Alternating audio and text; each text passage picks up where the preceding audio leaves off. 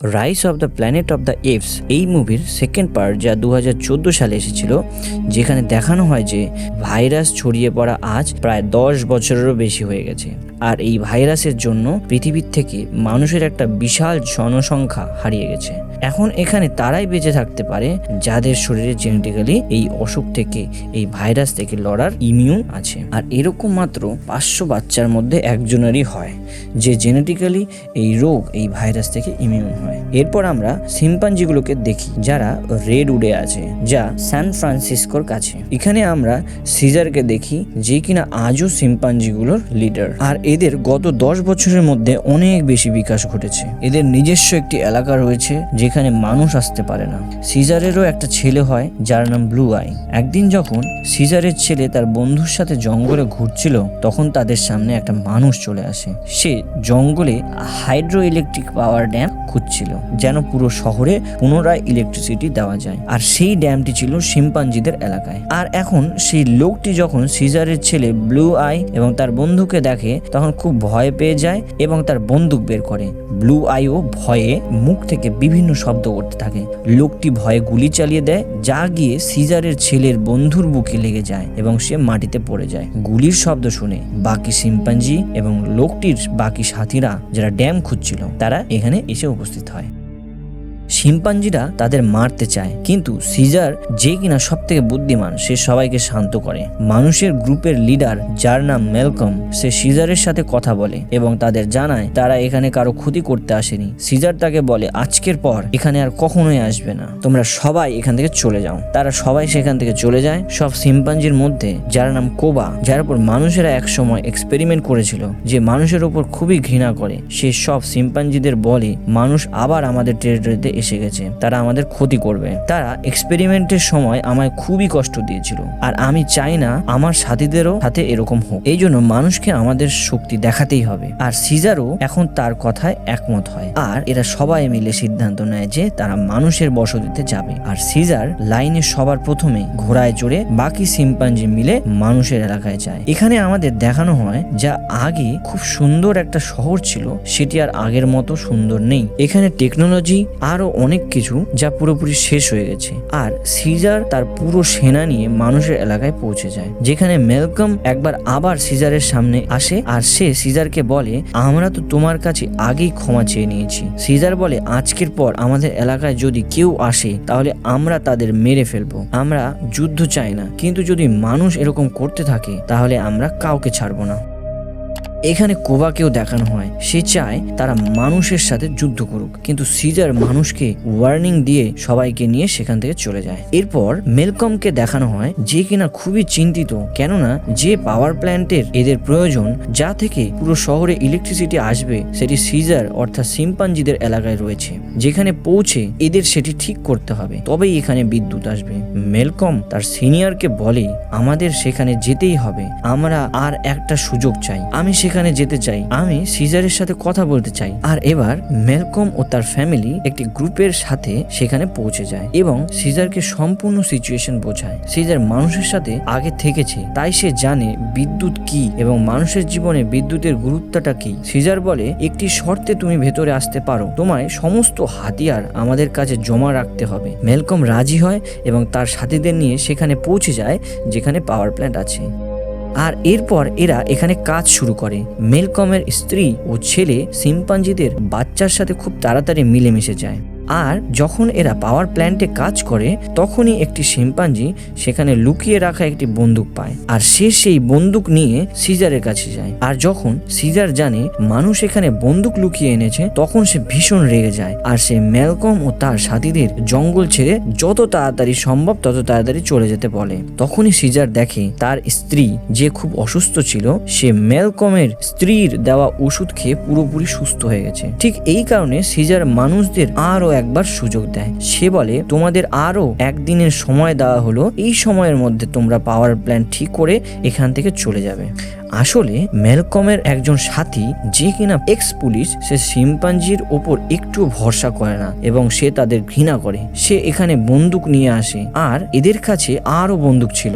আর এরা যখন এই সমস্ত বন্দুক একে অপরকে দিচ্ছিল তখন কোবা উপর থেকে তা দেখে নেয় আর ভীষণ রেগে যায়, কেননা সেও মানুষকে ঘৃণা করে। কোবা সিজারের কাছে যায় এবং সে তাকে জানায় যে মানুষের কাছে আরো অস্ত্র আছে, মানুষদের আমাদের এলাকা থেকে বের করে দেওয়া উচিত। সিজার তাকে বলে, তোমায় একটু ধৈর্য ধরতে হবে। কোবা এই কথা শুনে রেগে যায় আর বলে যে তোমার নিজেদের শিম্পাঞ্জিদের কোনো চিন্তা নেই, তুমি মানুষদের ভালোবাসতে আর তুমিও তাদের মধ্যে একজন। এই কথা শুনে সিজারের রাগ হয়, সে কোবার উপর হামলা করে দেয় আর তাকে ভীষণ জখম করে দেয়।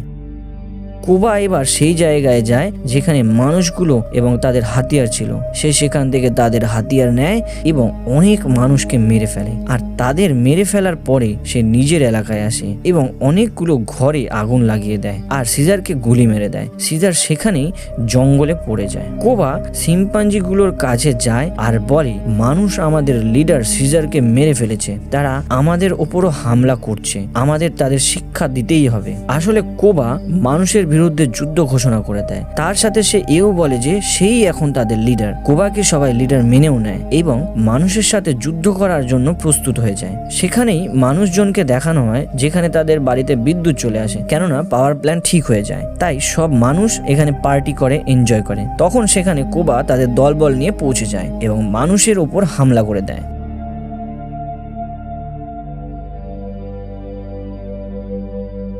এবং এরপর আমরা দেখি কোবা শিম্পাঞ্জিদের মধ্যে একজনকে হাতিয়ার দেয় আর বলে মানুষের উপর হামলা করতে, কিন্তু সে রাজি হয় না, কেননা সিজার বলেছিল কখনো কোনো মানুষের উপর কোনো কারণ ছাড়া হামলা করবে না। আর সে যখন কোবার কথা না শোনে, কোবা তাকে টেনে নিয়ে গিয়ে উপর থেকে ফেলে দিয়ে মেরে ফেলে। আর যে কোবার কথা শোনে না তাকে কোবা জেলে আটকে রাখে।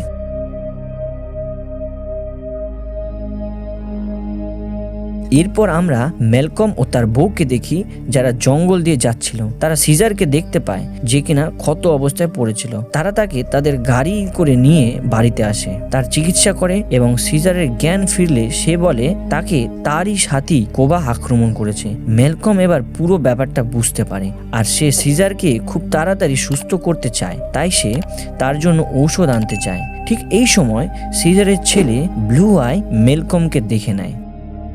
তার হাতে বন্দুক ছিল এবং সে ম্যালকমকে প্রায় শুট করতেই যাচ্ছিল। ঠিক সেই সময় ম্যালকম বলে, তোমার বাবা সিজার বেঁচে আছে এবং সে আমার কাছেই আছে, আর তোমার বাবাকে অন্য কেউ না, কোবা শুট করেছে। ম্যালকম সিজারের ছেলেকে তাদের বাড়িতে আনে। সেখানে সিজারের ছেলে সিজারকে বলে কিভাবে কোবা নিজেকে লিডার ঘোষণা করেছে আর সে বাইরের দুনিয়ায় কি কি করছে।